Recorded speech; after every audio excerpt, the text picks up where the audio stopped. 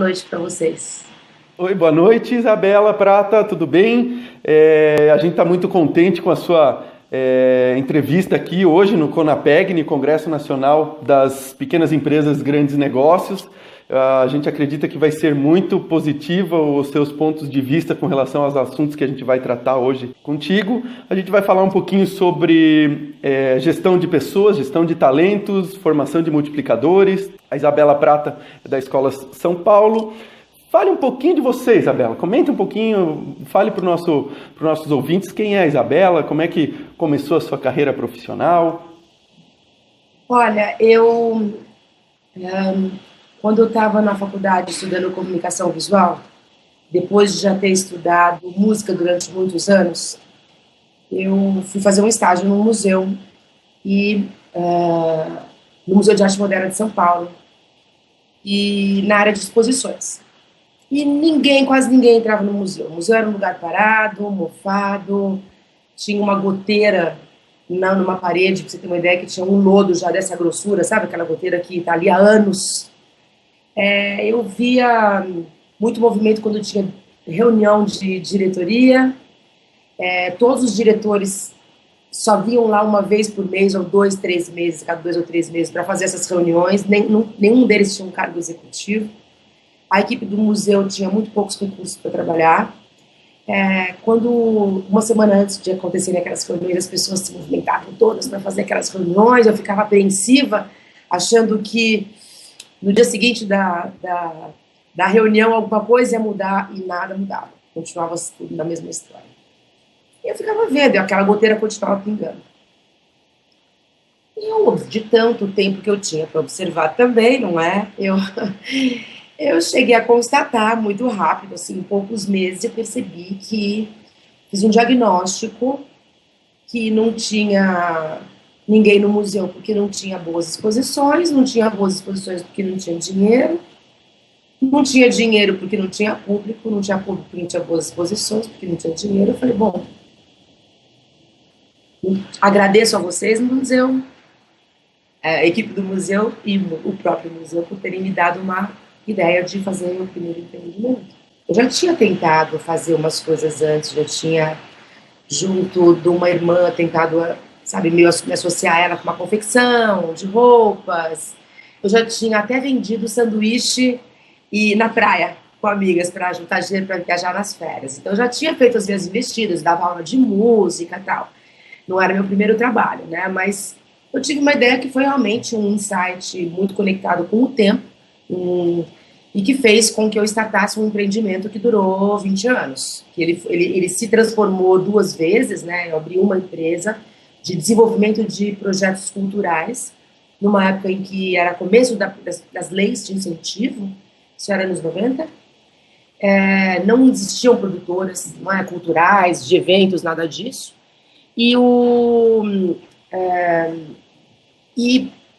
Enfim, deslanchei com uma série de que eu fazia? Eu desenvolvi um projeto que eu achava que seria bacana estar naquele museu, por exemplo. Chegava no museu, num museu ou numa instituição, ou mesmo numa galeria de arte, e falava, se eu conseguir dinheiro para trazer este projeto para cá, vocês topam receber? Todo mundo falava sim. Uma vez dito sim, eu tinha o nome da instituição para me ajudar a arrumar um patrocinador, né, para falar, olha, esse é o projeto que vai acontecer no Museu de Arte de São Paulo, esse projeto vai acontecer no Museu de Arte Moderna, esse projeto vai acontecer em tal galeria, esse projeto... Enfim, fiz coisas em vários lugares, cheguei a fazer coisas fora do Brasil, praticamente assim. Durante muitos anos eu trabalhei praticamente assim. Eu tinha independência total de escolher o artista ou os artistas. Fui pioneira não só no desenvolvimento desse modelo de negócio, mas também no modelo de negócios que eu misturava no mesmo projeto, gastronomia, música, cinema, artes plásticas, design, fotografia, quando eu chamava profissionais para exporem os seus trabalhos, profissionais que eu considero criativos, artistas, e não exatamente de alguma área. Bom, foram centenas, foram mais de 200 projetos que eu realizei em 15, 20 anos. No próprio Museu de Arte Moderna, que é onde eu tinha começado como estagiária, eu voltei para lá 2 anos depois, 3 anos depois, eu trouxe para lá a exposição que até a época bateu o recorde de maior público da história do museu. Foi uma exposição do Robert Mapplethorpe, vinha ônibus de outras cidades com público para assistir essa exposição. 5 anos depois me convidaram para ser uma das diretoras do museu. Quer dizer, de estagiária para diretora do museu. Foi muito... Tudo isso era sempre muito gratificante. Eu montei uma empresa que era, enfim, gerida por uma equipe pequena. A gente sempre trabalhava com terceirizados e trabalhei sem parar, passando por esses diferentes modelos, né? Assim, primeiro ela se chamava Isabela Prata Produções, depois ela passou a se chamar Consultoria de Arte, depois ela se chamou, porque eu ia servir outros propósitos, deixando de fazer algumas coisas ou fazendo outras a mais. Aí ela foi Extra Arte Contemporânea, quando eu comecei a fazer esses projetos pop-up. Nem se chamava pop-up, eu alugava uma casa ou uma loja vazia em São Paulo. Muitas vezes eles me emprestavam vazios, sem custo, quer dizer. Eu convidava vários artistas, montava um projeto durante 3 dias ou 3, 4 meses. Existia uma ocupação de um espaço, né, que estava obsoleto, vazio na cidade. E hoje, eu me alimento muito desse meu próprio passado, porque hoje, quando eu vejo assim, ressignificar os espaços, né, vazios, que é o que Airbnb faz, os carros vazios que é o que Uber faz, essa visão que o mundo todo tem de que criatividade é uma coisa só, que são questões complementares, que um mesmo criativo pode fazer ora uma música, ora uma escultura, ora um filme. Eu não estou dizendo que eu criei alguma coisa, mas eu tenho uma habilidade para estar conectada com a linha de frente do mundo criativo e inovador muito grande, desde que eu sou muito pequena. Então, eu tenho antenas, assim, que são, enfim, ficam numa conexão que eu capto muito facilmente, principalmente comportamento, que me aponta as direções do mundo e, consequentemente, o que é que as pessoas vão querer ver, absorver. E, 9 anos atrás, quando eu abri a Escola São Paulo, eu quis transformar isso em aprendizado. A gente percebe que desde muito cedo, muito jovem, você já tem o empreendedorismo bem presente na sua vida. E agora, quanto tempo faz de Escola São Paulo? Como é que começou esse teu novo empreendimento? Em 2004, eu resolvi dar um tempo. Eu já tinha tentado dar um tempo para dar uma paradinha de trabalhar, porque eu trabalhava muitas horas por dia, sem parar, pegava um projeto atrás do outro, a minha cabeça a 1000 por hora, criando. E chegou um momento que eu resolvi fazer um sabático. Eu já tinha tentado parar, parava 3 meses, aí alguém me chamava para fazer um projeto, eu não resistia e voltava e tal. Aí o que aconteceu? Quando eu entendi o que era um sabático, eu falei, é isso que eu preciso fazer. Né? 7 anos de produção, para 1 ano, né, para poder voltar renovado 7 anos depois. É um termo que, quando eu estava fazendo uma pesquisa sobre o que era o sabático, para eu conseguir vestir aquela carapuça, porque eu era super... enfim, eu não conseguia me ver sem trabalhar, sabe, sem produzir. Eu não me dava esse direito. Aí eu entendi que, por exemplo, até em vários países do mundo, as empresas têm que aceitar quando um funcionário, quando um membro da equipe, depois de 7 anos atuando, solicita 1 ano de afastamento.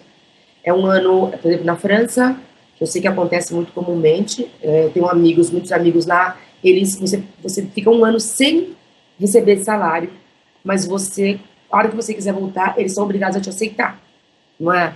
No mesmo cargo que você tinha. Por respeito mesmo à relevância que tem esse período que a gente pode passar fazendo outras coisas ou não fazendo nada. Eu fiz um sabático. Meu sabático durou 2 anos. Eu me organizei para poder passar esse período sem monetizar. Eu comuniquei meu marido, né, na época eu era casado, eu comuniquei meu marido, os meus filhos, falei qual era o meu plano, o que eu desejava. Eles levaram um susto, mas eu tinha um mínimo plano na mão, né, eu tinha me organizado financeiramente para poder embarcar, não fazer nada, era o meu desejo. Não é que eu queria estudar, fazer alguma coisa assim, eu não queria fazer nada. Sabe quando você ganha um vaso de flores e a flor morre, e você pega o vaso de flores e deixa ali no fundo da sua casa, do seu jardim, e ele não tem mais aquela flor, né, que te trouxe o recipiente, a terra, mas começam a nascer outras coisinhas assim, de repente até coisinhas lindas, né, uma folhinha fofa, uma florzinha amarela, enfim, eu comecei a sentir que essas coisas começaram a surgir em mim, sabe? Que eu ficava sempre regando só, alimentando só aquilo para o propósito que eu servia, e eu não estava deixando outras coisas aflorarem em mim. E nesse período sabático isso aconteceu. Começou a acontecer e eu comecei a observar aquilo tudo. E 2 anos depois, claro, eu adentrei no universo, eu conheci ali um terceiro setor, como eu não tinha adentrado tanto antes. Eu mergulhei numa busca mais pelo meu equilíbrio, pelo meu eu, comecei a aprender a meditar, fazer yoga, algumas coisas assim. Comecei a ler outras coisas, e que eu não lia, porque eu só ficava lendo coisas ligadas ao meu trabalho, quando nasceu a Escola São Paulo. O objetivo com a Escola São Paulo, apesar de eu já ter de todo o projeto que eu fazia quase, tinha um fundo educativo, porque eu sempre trazia os criativos para darem workshops, para acontecerem encontros, porque depois que eu passei um tempo criando os meus projetos, eu comecei a ser chamada por empresas para desenvolver projetos para eles, ou para produzir projetos que eles já queriam trazer para o Brasil, ou que eles já queriam realizar. Cheguei a trabalhar com grandes corporações, com grandes empresas, com grandes equipes, muita coisa para contar, mas vamos focar na Escola de São Paulo. Aconteceu nos primeiros 3 anos da escola, tava tudo lindo, maravilhoso, delicioso, era aquela alegria meu objetivo era ter um espaço onde o conhecimento se desse não só em salas de aulas, apesar de se chamar Escola São Paulo, foi um projeto constituído com pessoas que já tinham trabalhado comigo, em quem eu confiava e que a gente tinha uma relação útil. Pessoas que trabalharam comigo porque ou eles eram gestores de algumas instituições, ou donos, ou pessoas que tinham me chamado para desenvolver algum projeto. O board é composto por exemplo, o Rubens Recupero, que tinha sido embaixador do Brasil em Roma e que tinha me levado para lá para desenvolver um projeto para ele. O Paulo Mendes da Rocha, que é um arquiteto com quem a gente tinha feito um projeto numa Bienal, que ele tinha sido responsável pela montagem.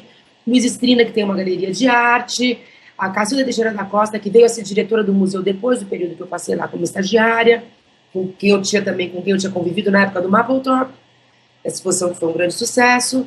Eu chamei essas pessoas e falei, olha, dentro de tudo que vocês sabem que eu sei fazer, eu gostaria de contar para vocês o que eu gosto e ouvir um feedback de vocês quanto ao que vocês acham que pode ser mais útil para esse mundo que a gente vive. Com o feedback deles, eu fui compondo um cenário que se constituiu na Escola São Paulo. Que estrategista, né? Porque buscou a opinião de pessoas que conhecem diversos assuntos. Estrategista intuitiva, né? Porque era a minha intuição, que é o meu coração que falava, vamos falar com quem, né? A gente dá para perceber, né? Pelo pouco tempo até que eu te conheço aí, que você é muito sensitiva, você percebe muitas coisas, né, até de você mesma, e obviamente que isso facilita com que você perceba muitas coisas das outras pessoas. Eu não vejo pessoa melhor para comentar sobre como motivar as pessoas a estudar, que eu vejo que hoje é uma situação bastante importante para as pessoas, né? Elas se motivarem a buscar um aprendizado, algo a mais, né? O que você percebe sobre isso, sobre, né, como motivar essas pessoas a se aprofundarem no conhecimento?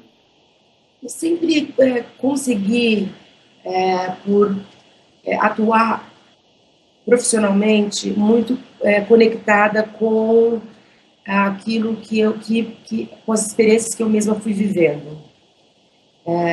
Eu costumo dizer que eu aprendo comigo mesma muitas vezes. Eu acabei sendo uma autodidata da minha formação, porque a todo momento que eu estava desenvolvendo um projeto que eu sentia dificuldade em algum setor, eu buscava um curso ou um professor particular, ou mesmo, nos anos mais recentes, comecei a desenvolver minha busca própria pela internet. Eu devo acessar pelo menos 5 vezes por dia o Google para fazer uma pergunta que você pode achar mais idiota, entendeu? Até a mais complexa. Eu busco... Primeiro eu dou um Google. Aí, então, lá atrás, a minha ideia era... Assim, eu já fiz aula particular de literatura, sabe? Eu já de redação, sabe? Quando eu precisava escrever releases para divulgar os meus projetos, falava, como é que eu vou escrever? Procurava um professor para me ensinar a escrever. Literatura, eu percebi que eu tinha uma lacuna. Eu sempre fui focada mais no mundo contemporâneo, que podemos dizer que a raiz, a base forte se deu no começo do século XX, e com os movimentos modernistas, que foram muitas quebras de paradigmas ali, e eu pouco conhecia a literatura, a arquitetura. Para todos esses departamentos, eu fui procurando um conhecimento muito alternativo, e aí eu falei, bom, eu sempre, quando chegou na hora da escola, eu falei, bom, eu sempre tive vontade de ter um espaço para eu parar de fazer projeto aqui, ali, ali, que era uma coisa muito cansativa, era uma das razões pela qual eu fiz meu sabático, viajava muito e tal. E quem sabe eu posso ter um lugar onde as pessoas podem frequentar e absorver conhecimento, ora numa sala de aula, mas também ora visitando uma exposição, tomando um café, lendo ou assistindo um filme na biblioteca, ou assistindo algum espetáculo, uma performance que pode acontecer. Encontrei um espaço que tinha tudo isso, proporcionava todas essas atividades e dei início a atividades. A Escola São Paulo, a ideia da Escola São Paulo nasceu em junho. Em julho eu já estava atuando, procurando espaço. Em setembro eu inaugurei. Puxa vida, que legal, super ágil. Sim, não desenvolvi plano de negócio, não fiz nenhum planejamento a longo prazo. Eu sabia quanto dinheiro eu tinha para investir numa reforminha de um espaço. Eu tinha uma assistente só, que foi um super braço direito para mim durante o tempo, e eu constituía a coisa do tamanho dos meus braços e mais dela, e aí aos pouquinhos foram surgindo, inaugurei o espaço, o público começou a vir, começou a gostar, fazia muito sentido para aquela época. O espaço que eu queria foi no endereço que eu imaginava, que eu abri, foi o mesmo que eu imaginava, foi na Rua Augusta, um espaço de público transeunte, porque eu tinha muito desejo que as pessoas, às vezes, em busca a caminho da busca de um transporte, ou de comprar alguma coisa, pudesse se deparar no meio da rua. Isso aqui é um espaço o quê? De cultura, uma escola, curso, exposição, biblioteca, café, que a pessoa pudesse entrar. E assim, essa percepção que eu tenho, não é, fez com que eu atingisse os meus objetivos muito rápido. A escola atraiu muita gente, muita mídia, e eu fui precisando desenvolver departamentos e contratar mais pessoas, porque as inscrições era a gente que fazia. De repente eu percebo que, peraí, o que eu faço com esse dinheiro? Né? Eu tenho que botar o dinheiro no banco, a minha empresa não pode mais ser assim, eu tenho que mudar a razão social da empresa, eu preciso ter um contador, eu preciso ter... Porque no começo eu fazia tudo. Éramos a Maria e eu, Maria Pontes, o nome dela. Vale falar que hoje ela é uma excelente curadora, mora na Inglaterra, está desenvolvendo um trabalho pessoal magnífico. Ela era muito, muito novinha na época. E então, à medida que as necessidades foram surgindo, eu fui contratando pessoas, e dessa forma feliz, agradável, orgânica, a escola viveu durante 3 anos, existiu durante os seus 3 primeiros anos. Era pura alegria. Um dia, eu fui procurada por uma instituição que trabalha com empreendedores, que vieram me falar, eu ganhei um prêmio de empreendedora do ano, a escola junto, um prêmio que era da GV com a Visa. Fui chamando a atenção das pessoas, começaram a me chamar para palestrar, para contar o meu caso, né, da escola, como eu fundei uma escola, blá, blá, blá, mas os termos empreendedorismo e empreender não pairavam sobre mim. Eu não me preocupava com isso, eu não me interessava por isso. Quando um dia bateram na minha porta e falaram: Isabela, você é uma empreendedora, isso aqui é um empreendimento escalonável, multiplicável, de muita relevância, de muito diferencial, muito inovador, e a gente vai te ajudar a transformar essa sua ideia num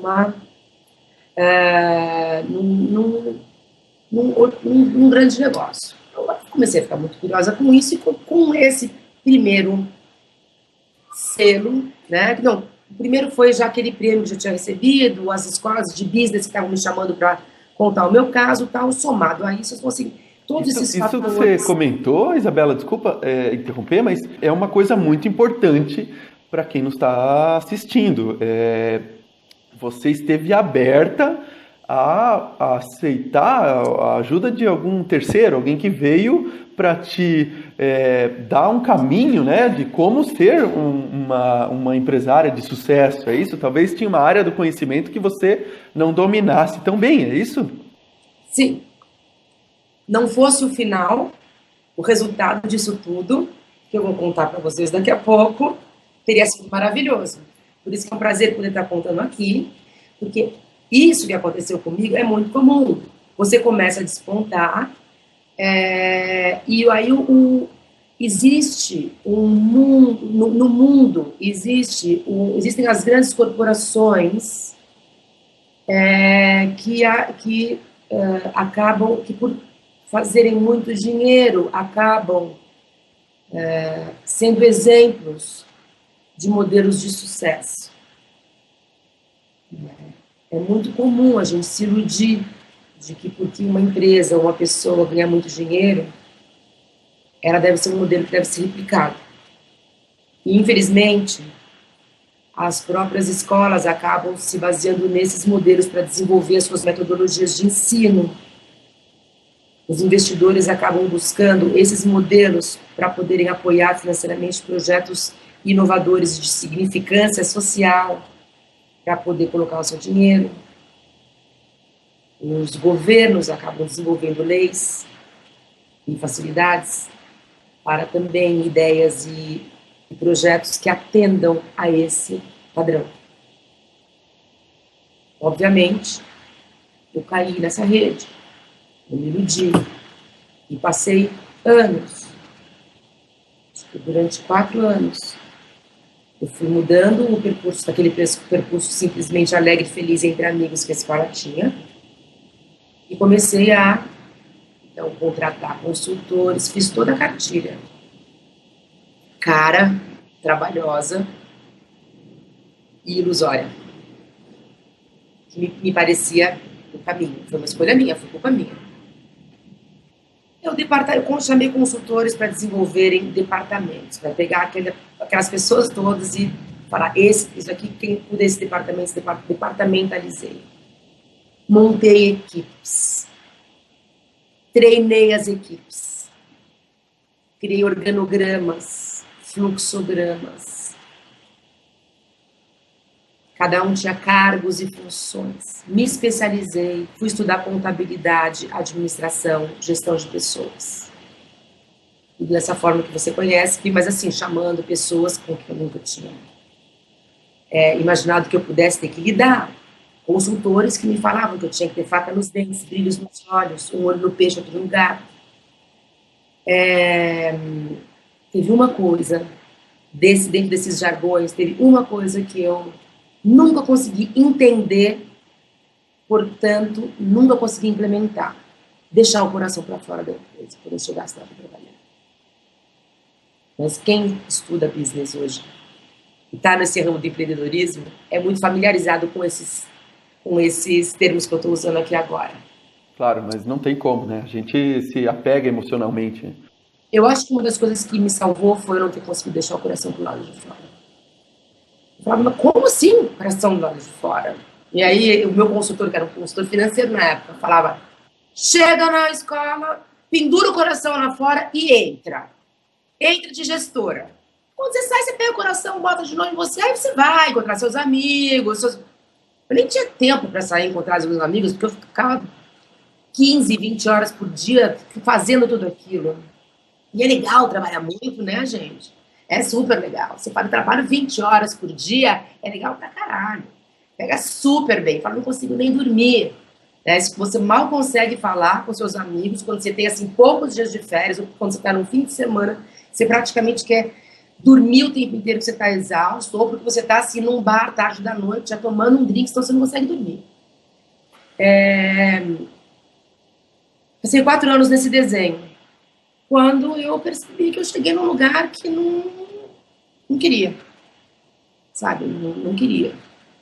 De repente, eu olho e percebo que eu não podia me desligar daquela estrutura, era mentira que eu poderia, então, deixando tudo pronto, que eu poderia voltar para o meu propósito inicial, que é fazer pesquisa, me conectar com o meu público, buscar tendências, trazer novidades. Porque a escola ela foi precursora em diversos assuntos. Primeiro, nesse modelo aberto, livre, gratuito, né, porque assim, era um privado, uma iniciativa privada, prestando um serviço público. Foi isso que a escola prestou esse serviço. Não é, assim, ela cobrava para algumas atividades, mas não cobrava para muitas. Era um lugar que você podia entrar de graça o tempo inteiro e usar da biblioteca, visitar as exposições, passar a tarde inteira lá no pátio, um monte de atividades gratuitas, shows de música, peças de teatro, exposições, palestras, cursos, várias coisas gratuitas. Ações que a gente fazia na rua, muitas coisas, assuntos, fomos pioneiros em vários assuntos, porque, né, como eu trazia, ficava pescando o quanto eu podia, né, esses assuntos de ponta, eu trazia, então assuntos como a questão da economia criativa, cool hunting, design thinking, robótica, assim, trazer esses assuntos para... Que diversidade, né? Esses assuntos nesse meio, não é? Assim, eu tive vendo um vídeo seu sobre economia criativa, eu achei espetacular aquilo, sabe? Porque eu sou da área de engenharia, a gente é muito número, cálculo metódico e às vezes acaba faltando um pouco de criatividade. Eu queria que você comentasse um pouco sobre economia criativa, como é que se consegue, de repente, fazer com que pessoas que são um pouco mais, vamos dizer assim, que tenham pouca criatividade, como eu, né, extrair um pouco mais de criatividade dessas pessoas, né? Estamos falando aqui com Isabela Prata, da Escola São Paulo. Economia criativa é um termo que eu já acho que já deve estar em desuso. Passou. Economia criativa sempre existiu. Ou seja, a economia gerada por criatividade, não é, que presta um serviço para um setor criativo ou que tem profissionais especialistas dos setores criativos para a geração de uma economia, existe desde que o homem é homem. Se você pensar que os setores da economia criativa são design, gastronomia, arquitetura, moda, como exemplos, se a gente pegar Abraão, ele usava uma roupa, ele morava numa casa, ele comia uma comida, ele tinha um pote que fosse para carregar um pouco de água, sendo design. Então, assim, isso tudo era feito por alguém, que fosse feito por base de troca, não sei como aquilo era, né, economicamente, com o modelo de economia que aquilo gerava, aquilo já era uma economia criativa existente. Então, o que aconteceu é que nos anos recentes foi importante se trazer esse assunto à tona, né? Embalar com esse termo, que pode ser economia criativa, indústrias criativas, que são terminologias que têm uma certa distinção entre uma outra, que são utilizadas de forma diferente por algumas escolhas, alguns núcleos distintos. Ela foi importante no momento de crise, no 2009, a Austrália, era um tempo que nasce na Austrália, quando no momento de crise, vendo ali a China começando a competir muito forte com a sua distribuição comercial no mundo, o governo australiano percebeu que, olhando para o seu universo, para os seus criativos, para os seus bens criativos, ele conseguiria aumentar a sua competitividade, mostrando o seu diferencial. Então, isso, na sequência desse exercício pelo governo australiano, isso ocorre também na Inglaterra, e foram os dois principais propulsores para que esse assunto passasse a ser discutido no mundo todo, chegando inclusive no Brasil.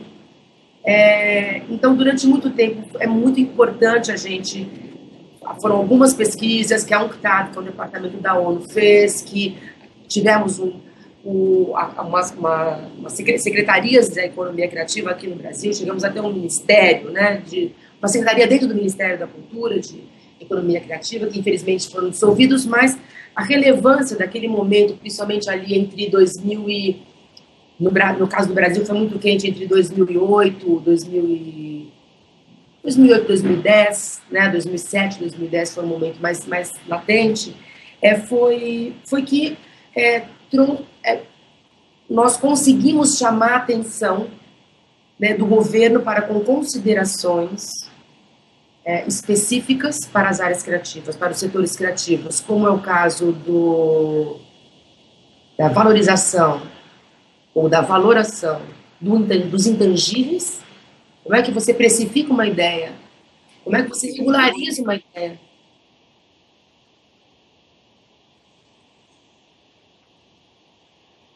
É, e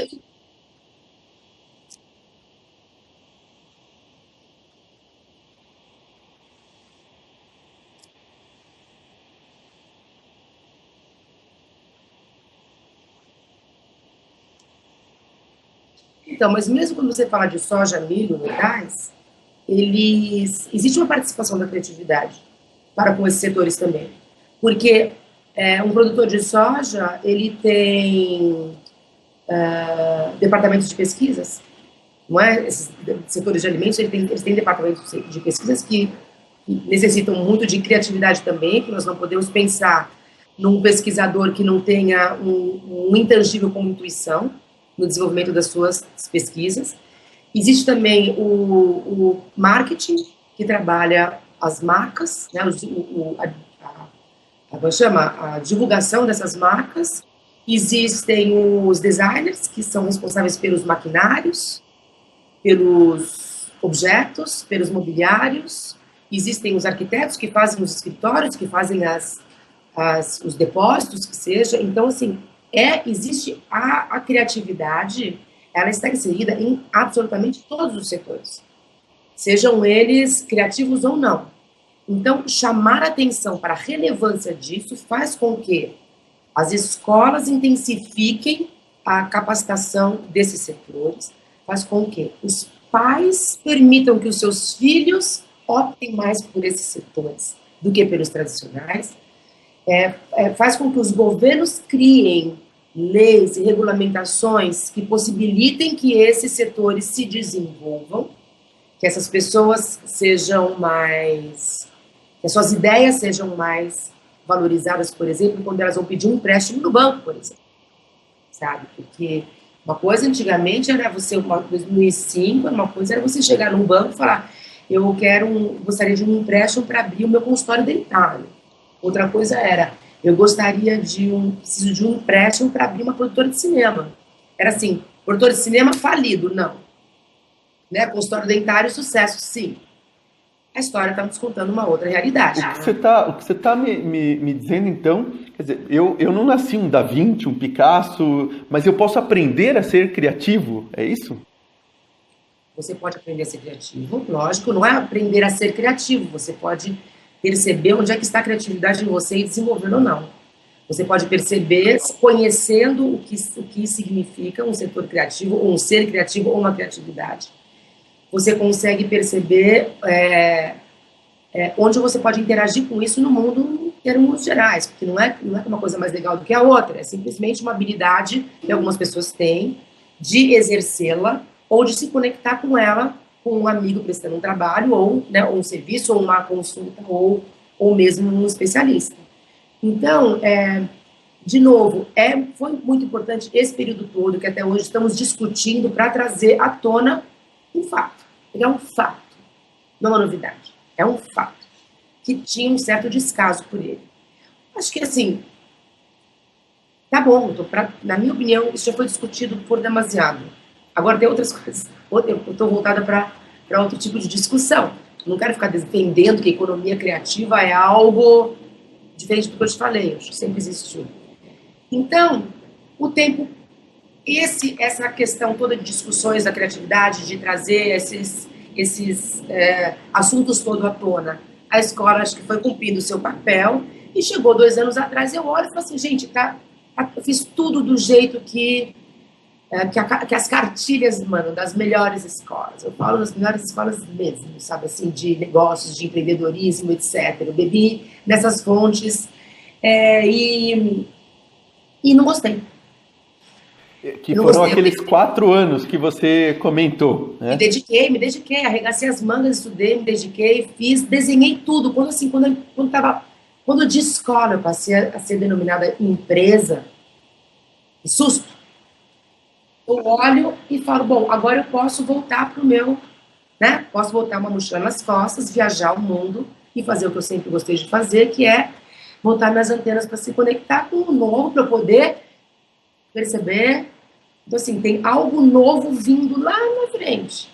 Então, eu pego, digiro, mergulho, estudo, vou a fundo, aí eu percebo quem é que pode, junto comigo, transformar aquilo num aprendizado, aí eu trago para dentro da escola, São Paulo, e distribuo online ou presencial, gratuito, pago, com investimento para o desenvolvimento ou não, ou peitando tudo. E esse conhecimento foi sempre sendo distribuído pelas pessoas, sendo replicado por outras escolas, outras pessoas se animaram a abrir outras escolas, o número de escolas que tem hoje, naquele que tinha 9 anos. É o estudo mesmo, né? Você quando quer se melhorar, quer inovar, você vai e estuda, afunda, né? Afunda algum assunto. Porque vamos se pôr no lugar de muitos desses empresários que estão nos escutando agora, nos ouvindo agora, nos assistindo nesse momento. Provavelmente muitos deles estejam vivendo esses 4 anos que você vivenciou, né? Não estejam com o auge da felicidade no trabalho dele. Então, talvez o estudo seja uma das formas deles buscarem se melhorar, achar esse ponto ótimo que você comentou. E a informação, ela assim, a gente pode encontrar em todos os lugares, ela não precisa nem ser paga. A informação tem em todos os lugares. Até esse período que eu conversei com você antes da gente vir a fazer esse call, eu já estava te ouvindo também, você me contando por que você estava me procurando, o que você estava buscando, quem era o seu público, que tipo de mensagem você gostaria de passar para eles, não é? Então, assim, quando eu percebi que estava tudo feito e que eu podia sair, eu descobri que eu não podia, sabe? Aí começaram a me falar coisas que nunca ninguém tinha me falado depois, quando eu queria sair daquele modelo, né? Eu falei, bom, então tá, então eu fiz tudo, ok? Então agora eu posso ir pro meu lugar. Não, você não pode. Você não pode porque um empreendedor, né, o principal gestor, ele não pode se desligar por mais de 20 dias, um mês do seu negócio, senão o negócio não anda. O olho do dono que engorda o gado. A gente escuta falar muito isso. Do dono desse modelo de negócios. Desse modelo. Não de todos.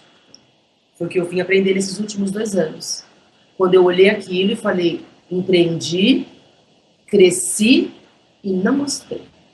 Eu estava com faturamento alto, eu tinha um projeto grande, de sucesso, uma capilaridade imensa,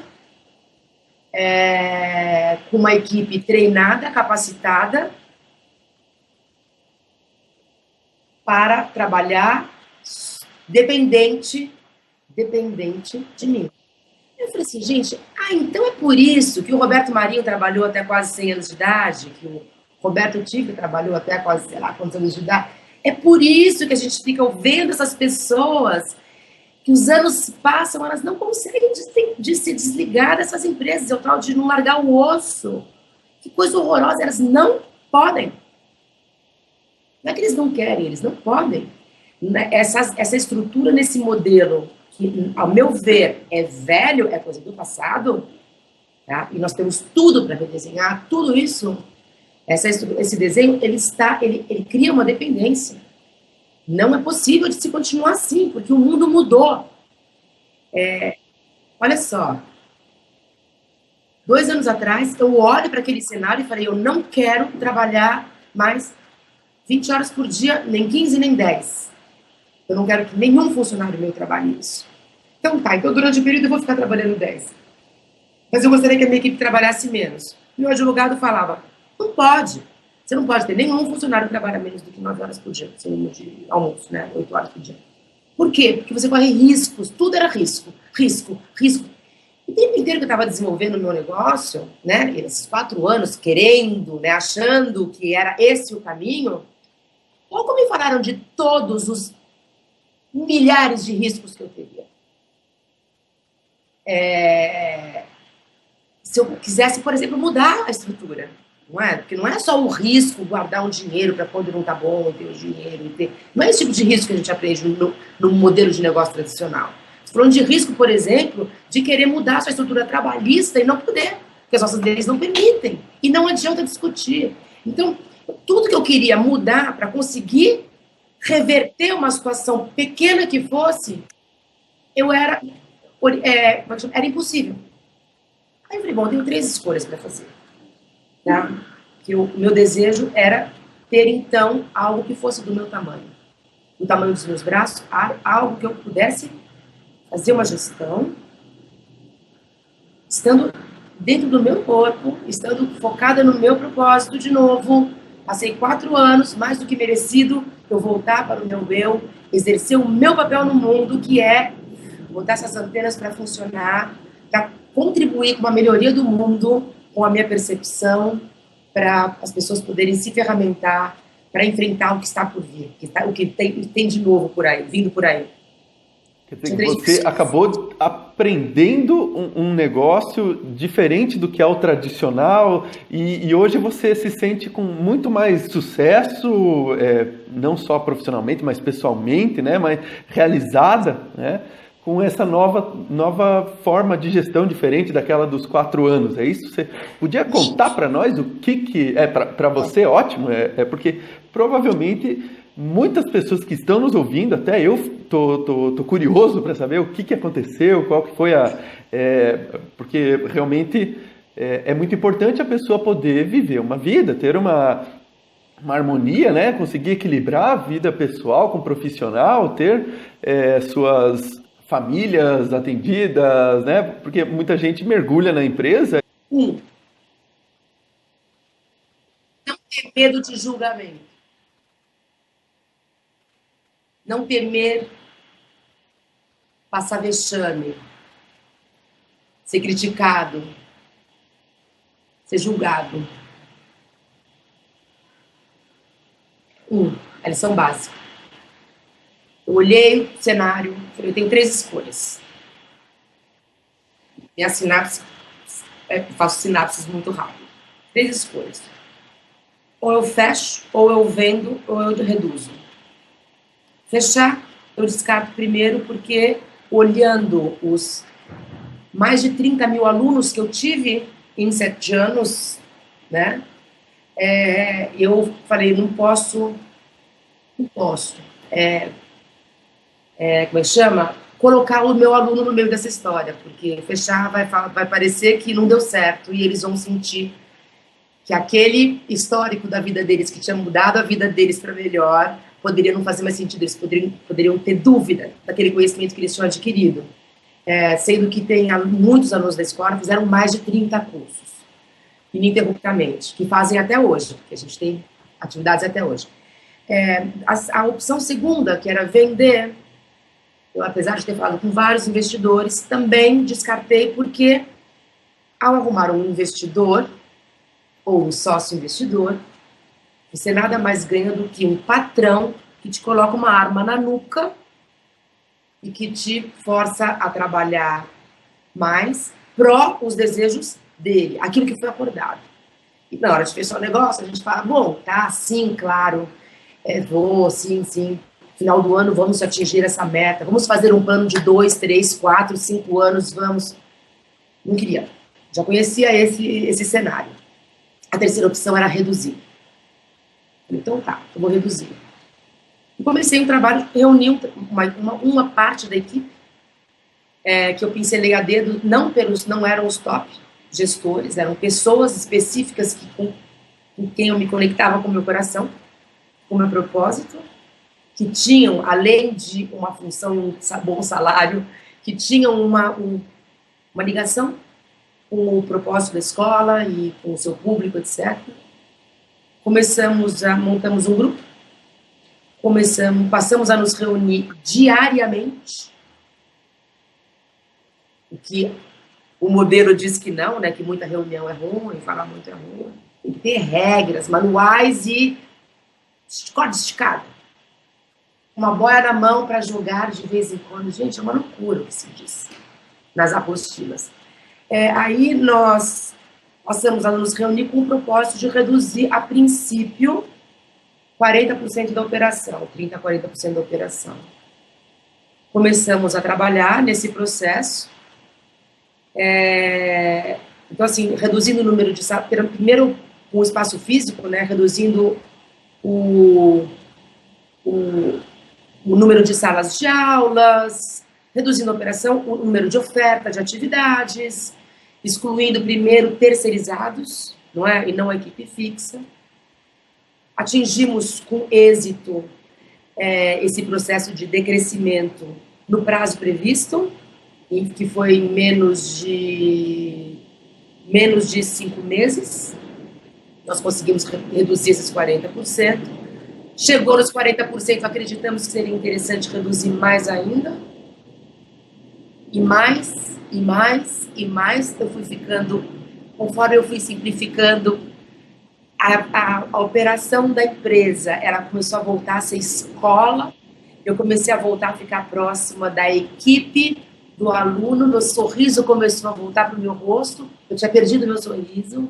Por mais que eu fosse no espelho, eu tentava sorrir, eu não conseguia mais. Eu virei uma pessoa áspera, eu virei uma pessoa quase que insuportável para mim mesma, porque eu nunca conseguia dormir, nunca conseguia parar, não conseguia ter um fim de semana, eu viajava e estava sempre conectada.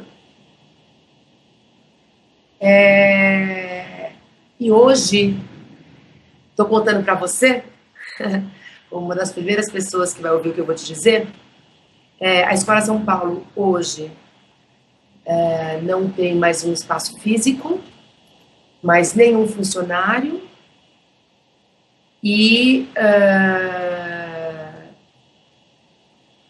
nenhuma obrigação com cumprir nada além do que a Isabela escolhe, coloca no site, que divulga pelas redes sociais, como sendo aquilo que eu acredito ser o produto mais interessante de formação para os setores criativos, que eu acredito para os nossos alunos, para o público que foi conquistado. Conquistei nesses 9 anos um público maior que 150 mil pessoas que por nossas redes sociais, site, e-mail, e alunos que já frequentaram nossos cursos presencialmente ou online. Pessoas que são interessadas por esse perfil de aprendizado. E foi o que eu aprendi com as pesquisas mais recentes que eu fiz, que aprendi muito com o Uber e Airbnb. Aí, todas as vezes que eu quiser fazer um curso, que eu achar que eu posso fazer a gestão dele, eu vou encontrar algum parceiro que vai me ceder um espaço para recebê-lo. Esse espaço sempre será mais adequado do que aqueles que eu tinha com um custo fixo, porque se você pensar, por exemplo, num curso de gastronomia, como é que eu vou ter uma cozinha mais equipada do que tantas cozinhas de restaurantes espetaculares que tem em São Paulo? Você pensar num estúdio de fotografia ou de cinema, ou mesmo uma oficina de moda, como é que eu vou a todo ano ter uma oficina, um estúdio mais equipado do que o que todo mundo que só é focado num único setor pode ter, que podem emprestar? Quantas horas por dia essas oficinas, estúdios, e salas de aulas e auditórios estão vazios em São Paulo e no Brasil todo? O tamanho do público que eu consigo atingir quando eu faço alguma atividade online, como essa que você, por exemplo, está fazendo, que nós estamos fazendo aqui agora, né, pessoal? Então, eu não consigo deixar de aprender até comigo mesma. Eu estou fazendo essas pesquisas, o mundo muda muito rápido e jamais vai mudar com menor velocidade. Que 9 anos atrás fazia sentido o Augusta, lugar charmoso, um espaço que você vai... 9 anos se passaram. Uma empresa, até os anos 80, tinha uma duração média de 70 anos de vida. Hoje ela tem 5. E não é que ela tem 5 anos, então assim, quando a gente vê uma empresa fechando, ou a gente acha que quebrou, não é? Que faliu. Não, gente, é assim, se ela não se renova, se ela não se atualiza, se ela não se recicla, que é o que mais se dá quando o trabalho é colaborativo, compartilhado, consciente, ou seja, fora de todo esse modelo que a gente falou, né, que eu vivi nesse passado, se ela não adota essa sistemática, ela se extingue, porque o produto ou o serviço que ela presta passam a não ter mais nenhum propósito, nenhuma relevância. E o ressignificado se dá quando acontece, sabe aquelas setinhas do reciclado? Assim que a gente pensa assim que a gente tem que considerar quando a gente vai constituir uma empresa colaborativamente, o compartilhado, quer dizer, você não precisa fazer todo o ciclo, fechar todo o ciclo. Você pode fazer uma parte. Você tem uma ideia incrível de desenvolver um produto que seja uma nova caneta Bic, sabe? Você pode ser só a pessoa que desenha a cadeira, a caneta, e que pensa em quais... Então, assim, você fala, eu quero que ela tenha essa diferençazinha aqui e que esse material seja um pouco diferente. Você vai dar para um químico desenvolver aquele material. Você vai dar para um designer desenvolver, sabe, o funcionamento dela. Você vai dar para alguém diferente produzir. O outro vai dizer que vai comercializar. O outro vai fazer o marketing. O outro vai custar. Então, assim, cada um vai fazer uma parte. A inovação se dá muito mais quando você pensa nesse modelo, porque todo mundo você vai estar trabalhando como um especialista, vão estar focados só no seu negócio. Olha o que aconteceu comigo, gente. Eu era uma pessoa criativa, tá? Especializada em perceber tendências de comportamento para desenvolver aprendizado, para compartilhar conhecimento. E eu virei uma gestora de prédio, eu virei uma síndica. Eu passava o meu dia resolvendo muito mais problemas dos projetores que estão quebrados, do contrato de não sei quem que não funciona mais, fazendo reintegração de equipes como gestão de pessoas, cuidando do banheiro entupido, sabe? A pintura de não sei o que, a troca das cadeiras, a contratação e o ticket de não sei quem e o hotel do professor que vem. Eu virei uma administradora de prédio e de pessoas, coisa que não é a minha melhor habilidade. Então, assim, não adiantou eu me capacitar, eu estudar tanto para fazer aquilo tudo, que jamais será o meu melhor. Com toda a intenção que eu tive de ter aulas e aulas de contabilidade. Quase morri para ter aquelas aulas. E quando eu vejo números, eu fico enjoada. Assim, não é o melhor lugar para eu estar raciocinando, para eu estar exercendo meu papel nesse mundo, sabe? Olha, gente, eu acho assim, o mundo muda muito rápido e jamais vai mudar, não adianta a gente brigar contra isso. Jamais vai mudar com menor velocidade. A gente tem que se conectar com ele, perceber que nós somos um único corpo que tem que caminhar junto. Então, assim, perceber o mundo ao nosso redor, perceber o nosso papel dentro dele, acreditar que a gente pode ressignificar tudo sempre, evitando desperdício. Então, usar o nosso potencial para contribuir com o que já existe primeiro, para existir menor desperdício, para trabalhar com outras pessoas, para quando desenvolver alguma ideia, desenvolver conjuntamente. Ao invés de você querer fazer a sua coisa melhor do que o outro, chega no outro e fala, olha, estou querendo fazer uma coisa parecida com a sua, vamos fazer junto? Devem ter muitas pessoas hoje ao seu redor, ou mesmo que seja em outro lugar do mundo, mas você pode falar com eles por Skype, ou por telefone, ou por WhatsApp, gratuitamente. Você pode chegar nela e falar assim, talvez ela esteja, tudo que ela precise seja de você para fazer com ela. Fazer junto significa minimizar riscos, gastos, tempo, se manter conectado com o seu propósito, com sua especialidade, com aquilo que você tem amor. Significa você poder considerar o que você já tem, admirar e manter. Nós precisamos de tempo para isso. Ganhar dinheiro custa muito caro. A gente compra dinheiro com o nosso tempo, que é o que a gente tem de mais valioso. Não abra mão daquilo que te trouxe já até aqui. Todos nós estamos aqui agora, online, conectados. Uns chegaram aqui de uma forma mais fácil, outros mais difícil, mas de alguma forma, todos nós, quando chegamos ao mundo, fomos recebidos, acolhidos, amamentados, abrigados, vestidos, tivemos oportunidades. Então, não esqueça disso nunca. Faça uma lista de tudo que você tem. Eu estou desenvolvendo uma tabela que se chama BelaTeb, hashtag BelaTeb, Bela com 2 L's de Isabela.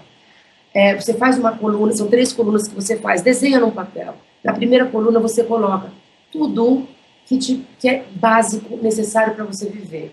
Desde a sua moradia, seu transporte, sua comunicação com o mundo, sua alimentação.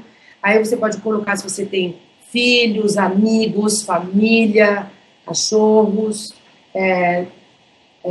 yoga, ginástica, tudo que te faz bem. Na coluna seguinte, você faz uma lista de quanto tempo você leva por dia para fazer aquela coisa. Se um dos itens for, por exemplo, numa consulta médica por ano, divide essas 3 horas que você leva para ir voltar dessa consulta médica em quantos minutos ou segundos que dá por dia. Faça um cálculo de quantas horas por dia você precisa se dedicar àquilo que te alimenta, que é base do seu bem-estar. Na terceira coluna, você calcula quanto custa cada uma daquelas atividades. No final do exercício da BelaTeb, você vai saber quantas horas você tem para se dedicar ao trabalho, quantas sobram, e quanto você precisa de dinheiro para viver. Porque a gente costuma fazer um cálculo errado. Primeiro a gente fala, eu quero ganhar tanto de dinheiro, e então vou viver tal vida. Tenta inverter. Quero viver tal vida, alimentando, né, isso que eu já tenho, que eu quero admirar e manter, exercer, e depois eu vou ver quanto dinheiro eu vou precisar. Eu não conheço ninguém que até hoje fez essa tabela, que tem mais do que 7 horas para se dedicar ao trabalho por dia, e também não conheço ninguém que nos espantou com a quantidade de dinheiro que descobriu que precisa para viver, mesmo fazendo planos para o futuro. Essa é a mensagem que eu deixo para vocês, o meu coração. Eu reduzi o meu esquema de trabalho em 90% e eu sou 90% mais feliz. Obrigado pela sua participação aqui no CONAPEGNI. A gente fica muito contente com todos os aspectos tratados aí na nossa entrevista e eu tenho absoluta certeza que isso vai trazer muito resultado para os nossos ouvintes. Vamos ter muito sucesso acontecendo pelo Brasil todo aí com essa nossa conversa aqui. Muito gostoso, né, estar compartilhando de algumas informações com o nosso público. Tá bom? Obrigado. Eu que agradeço. Beijo para vocês.